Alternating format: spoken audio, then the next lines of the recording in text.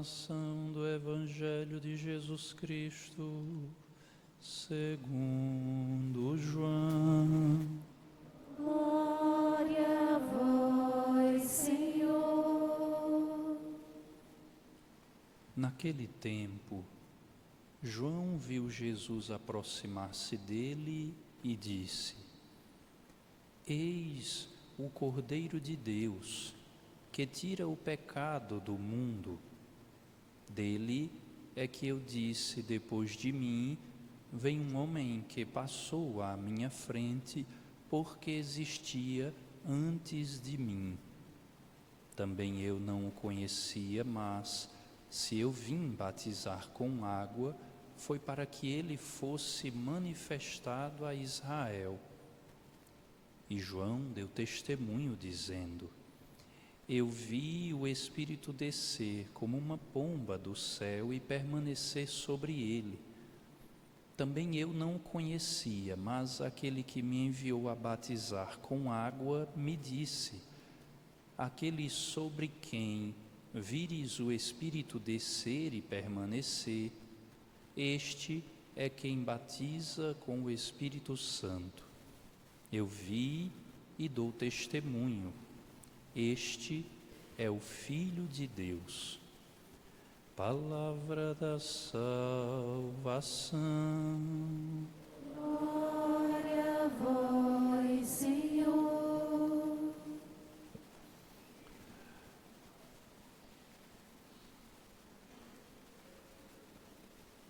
Meus irmãos, minhas irmãs, caros ouvintes,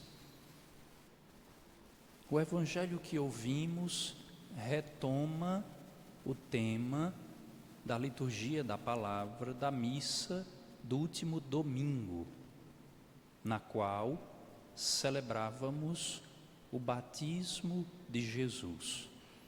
São os mesmos personagens, João, o batizador, e Jesus. João, então, ao ver Jesus, indica Jesus como o Cordeiro que tira o pecado do mundo. Dizer que Jesus é o Cordeiro, na verdade, é resgatar uma imagem valiosíssima na Sagrada Escritura, no Antigo Testamento. Mas dizer que ele tira o pecado do mundo é algo profundamente atual e importante.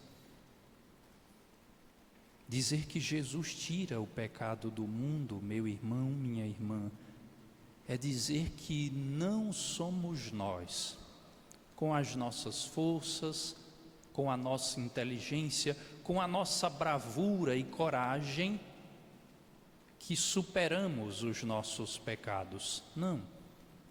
Somente Cristo é capaz de nos salvar. Eu sozinho não posso me livrar do pecado. E essa ideia é tão importante, meu irmão, minha irmã, porque ela nos distingue profundamente da doutrina espírita do reencarnacionismo. Dizer que reencarnamos para que nós mesmos possamos continuamente buscar a nossa purificação é defender algo profundamente incompatível com a fé que a Igreja crê há 2000 anos. Se eu e você acreditamos que existe um karma, existe um peso, existe uma culpa que eternamente será colocada sobre meus ombros, até que um dia eu enfim possa pagá-la, significa dizer que Deus teria enviado o seu Filho ao mundo inutilmente. Se eu e você podemos nos purificar sozinhos, para que serviria a cruz de Jesus? Se eu e você podemos continuamente pagar por aquilo que vivemos e superar os nossos pecados, Por que Deus teria enviado o seu Filho ao mundo?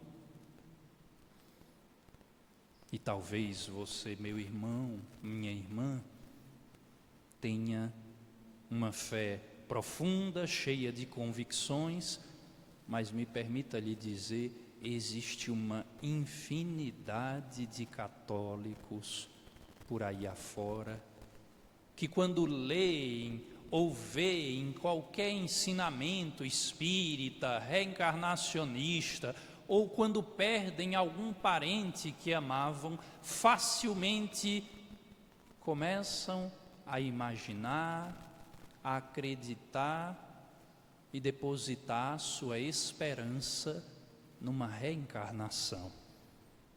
Não é essa a fé que nós cremos, não é essa a fé da igreja. Mas será que é essa a sua fé? Será que você crê com a igreja? Ou vive numa fé mais ou menos, um dia católico, outro dia espírita, um dia talvez vai no culto da igreja evangélica, amanhã vai no terreiro? De que lado eu e você estamos? Qual é a fé que eu e você professamos? Mas o diálogo de Jesus com João Batista também possui uma importante informação sobre quem é Jesus e o modo como Jesus realiza a purificação dos pecados. Eu vi e dou testemunho, este é o Filho de Deus, diz João Batista. Este é quem batiza com o Espírito Santo. E falar do batismo é falar de mais um tema importantíssimo para a sua fé e que por aí afora é visto e defendido de maneiras totalmente contrárias, incompatíveis com a sua fé católica. Se você em algum momento já ouviu dizer que foi alguém batizado nas águas, saiba, esse batismo não existe na Sagrada Escritura, nem na tradição de 2000 anos da Igreja. Só existe um batismo, diz a carta aos Efésios, uma só fé.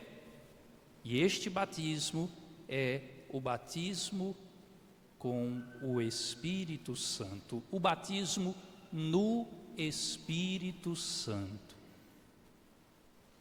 Talvez você que frequenta a renovação carismática ou que costuma ouvir pregações de alguém deste movimento esteja familiarizado com este termo, batismo no Espírito Santo. Mas atenção, quando a renovação carismática fala do batismo no Espírito Santo, na verdade eles falam de uma inserção em um carisma próprio do movimento. Eles, na verdade, falam de uma experiência de conversão, uma experiência de encontro e intimidade com Deus que gera frutos. Mas o batismo no Espírito Santo, de fato, para a igreja, é o sacramento que a maioria de nós recebemos quando criança. Aquele é o batismo no Espírito Santo, aquele é o batismo da igreja, aquele é o batismo da Sagrada Escritura. E você talvez me diga apressado: padre, mas eu fui batizado com água. Sim, nosso batismo é com água, mas não nas águas. Existe uma diferença.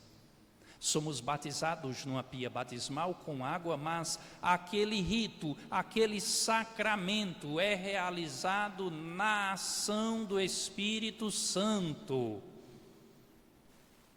Portanto, todos nós deveríamos nos sentir batizados no Espírito Santo. E você talvez possa dizer: padre, mas esta teologia, ou como diríamos, esta epistemologia é tão distante da realidade de fé que eu vivo. Será?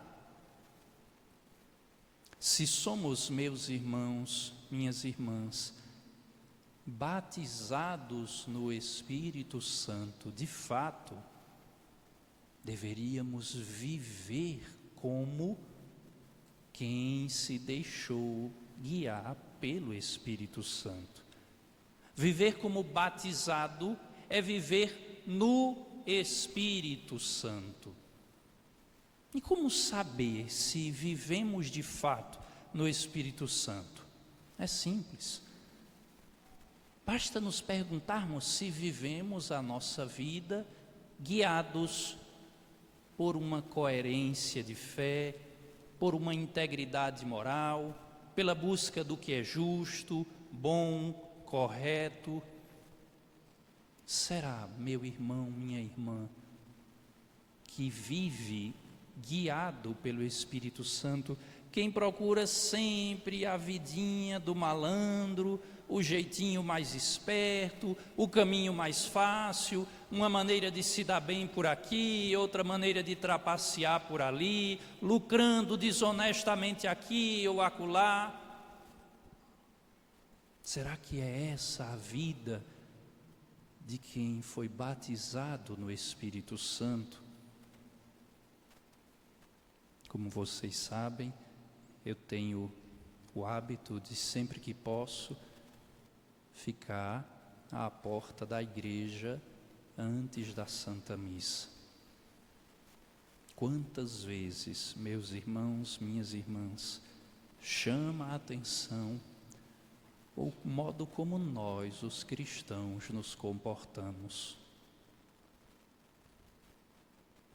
Quando olho para um pai, um esposo que conduz a sua moto sem capacete, sem habilitação, carregando a esposa e mais 3 ou 4 filhos pequenos, colocando em perigo a vida deles e dos outros, eu me pergunto: é essa a vida no Espírito Santo? Quando saio na rua e encontro um católico estacionando onde não deveria, andando pela contramão, desrespeitando leis, querendo chegar na frente, ultrapassando onde não devia, será que é essa a vida de quem foi batizado no Espírito Santo? Não. Provavelmente, assim, você está envergonhando a sua igreja. Provavelmente assim você é causa de dor, de sofrimento, porque você, que poderia respeitar as leis e preservar a sua saúde, a saúde dos seus, se não sabe respeitar as pequenas coisas, provavelmente não saberá respeitar as maiores. Se sois fiel no pouco, portanto, meus irmãos, minhas irmãs, celebremos esta Santa Missa, pedindo a Deus a graça de sermos cristãos batizados que vivem a vida no Espírito Santo até nas pequenas coisas. Que a nossa pressa, que a nossa malandragem, que a nossa maldade sejam postas de lado, para que a nossa vida traduza a nossa fé.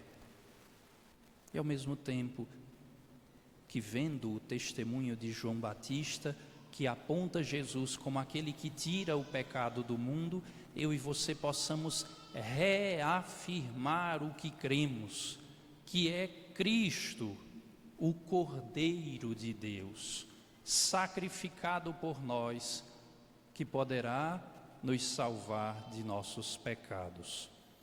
Louvado seja nosso Senhor Jesus Cristo. Para sempre seja louvado.